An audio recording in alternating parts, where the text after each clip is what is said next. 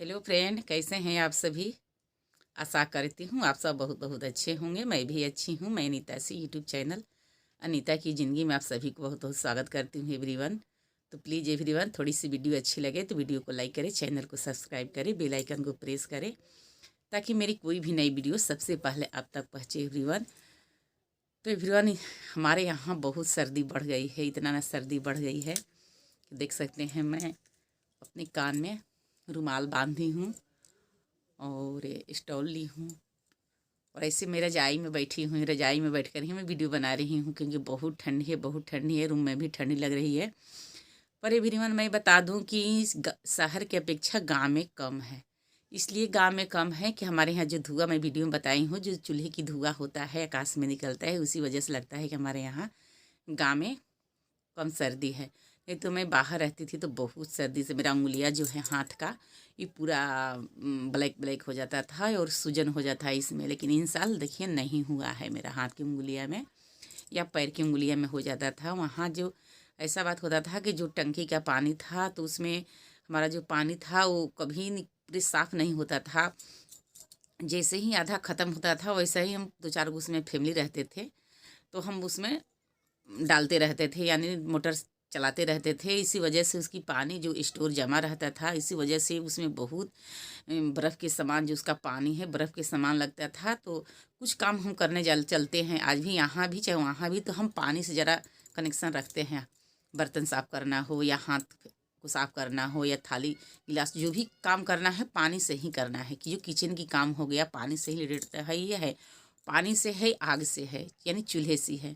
तो यहाँ जब भी हम खाना बनाते हैं पानी छूते हैं तो हमारा जो चापाकल है, चापाकल की पानी है, गरम गरम पानी निकलता है। चाहे यहाँ डायरेक्ट नल है, अपना मोटर है, जैसे टंकी नहीं बैठा हुआ है, जो चापाकल है उसी में जो मोटर लगा हुआ है। तो लाइट रहता है तो हम मोटर चालू कर देते हैं तो मोटर से पानी निकलने रहता है तो भी गरम गरम रहता है। यानी हमारे गाँव में हर तरह से सुविधा रहता है एवरीवन। लेकिन लोग गाँव में नहीं रहना पसंद करते हैं।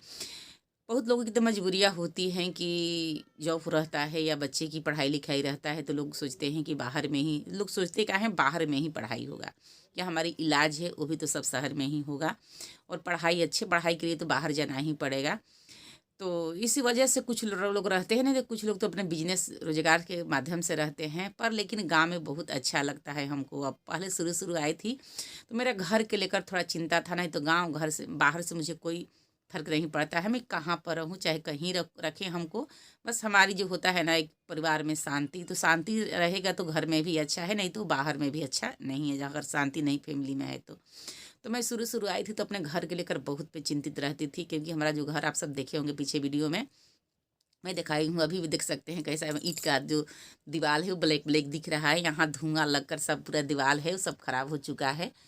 तो आप सब जानते हैं हमारे घर के बारे में बता दी हूँ। अब घर के बारे में बार बार मैं रिपीट नहीं करूँगी क्योंकि हमारा जो घर है बहुत पुराना घर है। तो एवरीवन, कहने का मतलब ये है कि गांव में भी हम अच्छे से अपनी सुविधा के अनुसार, अपनी इनकम के अनुसार हम रहेंगे तो गांव में भी हमारी उतना ही सुख सुविधा है। पर एक इलाज हो गया या बच्चे की अच्छी पढ़ाई हो गया, बस वही नहीं है गाँव में। नहीं तो सब कुछ हमारा गांव में मिल जाता है, सब कुछ अच्छे से होता है क्योंकि हमारा गांव है तो हम हमारे पास ले मान लीजिए गैस नहीं है। गैस नहीं है तो शहर में क्या होता था कि मेरा जो चूल्हा है हम खाना नहीं बना पाते थे और बाहर की खाने के हम इंतज़ार कर रहे थे। बाहर से में हम खाना मंगाते थे तो हमारा एक्स्ट्रा पैसा भी खर्च हो जाता था चार फैमिली पर।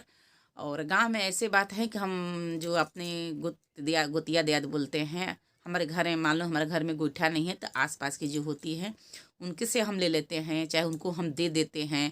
चाहे हमारे गांव में इस समय धान की कटाई हुआ है, हमारे घर में पुआल हुआ तो पुआल से भी हम एक साथ की खाना को पका सकते हैं। तो शहर में तो ऐसे हम कर सकते नहीं।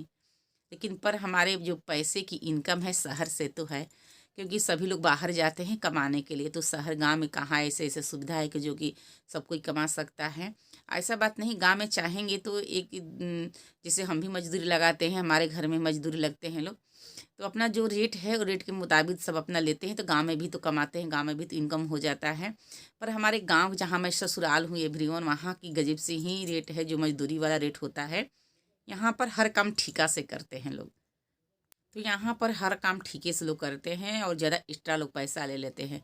लेकिन ऐसा बात नहीं है। हमारे गाँव मायके में जो मजदूरी लोग होते हैं, मजदूर लोग लगाया जाता है कोई काम करने के लिए, तो मान लीजिए जो रेट 300 रुपया रेट उन लोग को होता है। एक तो ऊपर से इतनी ठंडी पड़ रही है और दूसरे में हमारे ये आपके घर में ये काम होगा, क्योंकि इस समय तो सीजन है धान की, तो धान की तो काम घर में एक एक्स्ट्रा बढ़ गया है। तो देखिए हमारे धान जो है मिट्टी का धान है, जो कि जहाँ कटाई किए थे वहाँ क्या होता है, सब चूहा सब मिट्टी और धान एक कर देते हैं। तो मिट्टी से हम इसको निकाले हैं, पानी में अच्छे से साफ़ करके पहले फूलने के लिए डाल दिए थे। तो हमारा जो मिट्टी है फूल गया, उसको अपने हाथों से मसल मसल के उसको चलनी में छान छान के इसको हम साफ़ कर लिए हैं। तो देखिए यहाँ काम मेरा बढ़ गया है सर्दी में। एक तो ऊपर से सर्दी पड़ रही है और दूसरे में हमारे यहाँ जो धान की कटाई हुआ है, तो इधर से उधर जो काम है सुखाना या साफ़ करना, ये सब बढ़ गया है। तो इसको मैं साफ़ की हूँ और ले चलती हूँ छत पर, इसको मैं डाल दूँगी धूप में सूखने के लिए। तो यहाँ देखिए धूप में डाल दी सबको, और यहाँ हमारे हस्बैंड बैठ गए हैं। तो देखिए यहाँ हमारे हस्बैंड खा रहे हैं। सर्दी के मौसम में यही करते हैं, छत पर थोड़ी सी धूप निकलेगा या नहीं भी धूप निकलता है तो बोलते हैं छत पर ही खाना दो, खाना नाश्ता जो भी है छत पर ही खाते। तो आप देख सकते हैं कितना कपड़ा डला हुआ है, अभी सूखा हुआ नहीं। रुपया रेट हो गया तो या हम खेत में काम करवाएं या हम घर में काम करवाएं या हमारी सब्जियां हो गई हम वहाँ जाकर काम कराएं, कोई फ़र्क उन लोग पर नहीं पड़ता है। लेकिन हमारे ससुराल में क्या है, ये बात नहीं है। ये बात नहीं है, पता ना ये कैसा नियम है यहाँ के, कि हर काम के लिए सब बोलते हैं कि ठेका दे दीजिए। ठेका ठेका के मतलब ठेके में एक्स्ट्रा लोग पैसा लेते हैं, ज़्यादा पैसा लेते हैं। ऐसे तो मजदूरी हमारी 300 हुआ, पर लेकिन जो मजदूर लोग होते हैं, लेकिन उतना हम लोग नहीं करते हैं। कोई काम के लिए ठेका बोल देते, इतना के ठेका दे दीजिए, उतना के ठेका दे दीजिए।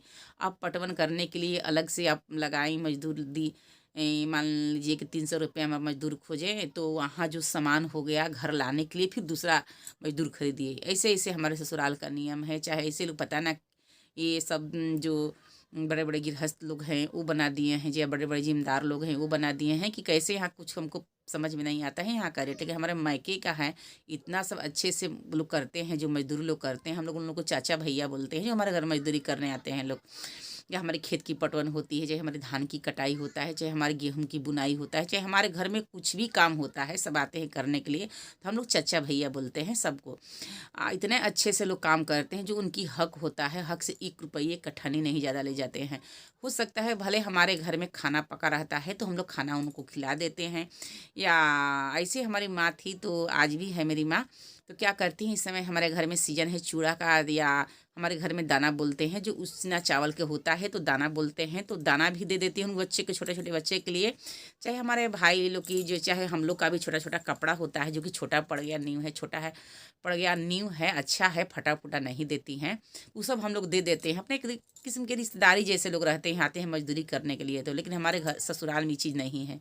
हमारे ससुराल में क्या लगता है ना, कि पता ना क्या यहाँ के कोई हमको नियम कानून अच्छा नहीं लगता है। हर किसी को लगता है ना कि अलग अलग है, कि रहन सहन अलग अलग है, तरीका अलग अलग है। कोई काम करने के लिए तो ठेका दीजिए, 200 का काम है तो ठेके में 500 रुपया मांगे लोग। तो ऐसे ऐसे कर